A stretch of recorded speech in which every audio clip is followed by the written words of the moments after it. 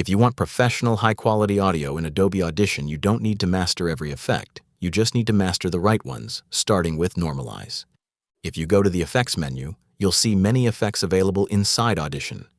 These effects are grouped by the type of work they do, for example, amplitude and compression, noise reduction and restoration, filter and EQ, and so on. As you can see, there are many effects in this area. But we don't need to learn all of these effects to get started. We only need to learn a few specific effects first, understand how to process audio using them, and from there we can gradually explore the rest. The Normalize effect. The first effect you need to master is the Normalize effect. If you go to Amplitude and Compression, you'll see an effect called Normalize. Now, if I click on the Normalize effect, you'll notice that the background of the waveform has turned white. That means the audio has been automatically selected. In Audition, if you don't select any part of the audio and apply an effect, by default, that effect assumes you want to apply it to the entire waveform, so it selects everything automatically. Let's try to understand the Normalize settings. Inside the Normalize effect, there are two options, percentage and decibels. In modern audio work, we don't use percentage, we only use decibels. When decibels is selected, you'll see it shows 0.0. Now why 0? Take a look at the meter. 0 is the maximum. Through Normalize, we're actually setting the peak level, or the loudest point of the audio. So it's important to understand what peak means in audio. Peak refers to the loudest point of your audio, the point where the volume is at its highest. Through Normalize, we set what this peak will be. You can't set this value higher than 0. If I try to set it to something like 1 and click outside, you'll see it automatically goes back to 0 because 0 is the maximum on the meter. Audio cannot be louder than 0 decibels. So we have to use negative values, for example, -1 or -3. I can either type the value directly or drag the slider to adjust it.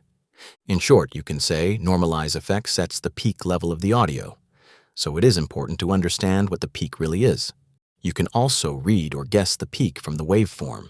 Before I apply the Normalize effect, I want to show you something else. I'll close this without applying. On the right side of the waveform, you can see the audio levels labeled in decibels.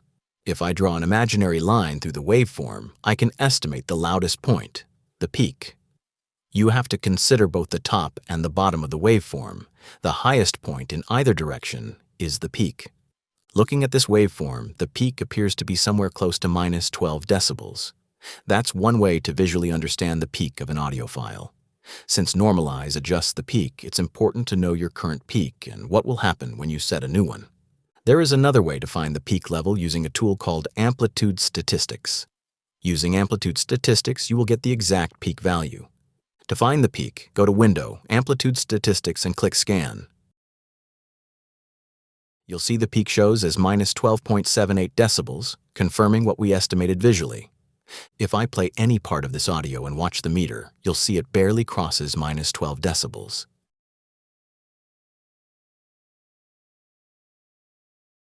With a lifetime guarantee against breakage to back it up. Wait, cutting surface. You could see that the audio level has not crossed -12 in the meter. So if I now set the peak to -3, my waveform will stretch up to -3. Let me demonstrate what happens after applying Normalize. I'll go to Effects, Amplitude and Compression, Normalize, and set it to -3. Why -3? I'll explain that a bit later.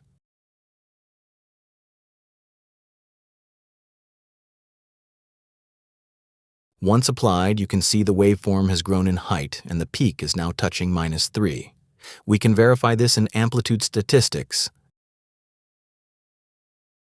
After scanning, the peak amplitude now reads -3 decibels. This is how you set the peak amplitude of the audio using the Normalize effect. The audio has now become louder because the waveform has grown taller. If I play this back, you'll hear it's louder than before. Some people claim that all aerators are created equal. Well, we beg to differ. With a lifetime guarantee against breakage to back it up. Wait, cutting surface. Important note about Normalize. Keep in mind, Normalize doesn't always increase the volume. If your audio already has a higher peak and you normalize it to a lower value, the volume will actually decrease. Basically, Normalize makes your loudest point hit a specific level, and the rest of your audio also gets adjusted accordingly. Now there's actually an easier way to apply normalization. Instead of going through the Effects menu, if you go to Favorites, you'll see two Normalize options: Normalize to -3 decibels and Normalize to -0.1 decibels. Favorites are essentially shortcuts to effects. It's like having Normalize preset to -3, ready to apply with one click. So watch this. I just clicked Normalize to -3 decibels from Favorites, and the audio is normalized to -3 instantly. Why normalize first? It's important to apply Normalize as your first effect, because that gives you a true idea of your recording quality. When you record, the volume might be on the lower side. By normalizing first, you'll be able to better understand the noise level, identify problems in the audio, and get a real sense of how the recording actually sounds. Normalize isn't the only effect you'll need to apply for high-quality audio. There are other effects too, and they need to be applied in a specific order. If you want a full and detailed workflow of the overall process of high-quality audio, click the card on the screen.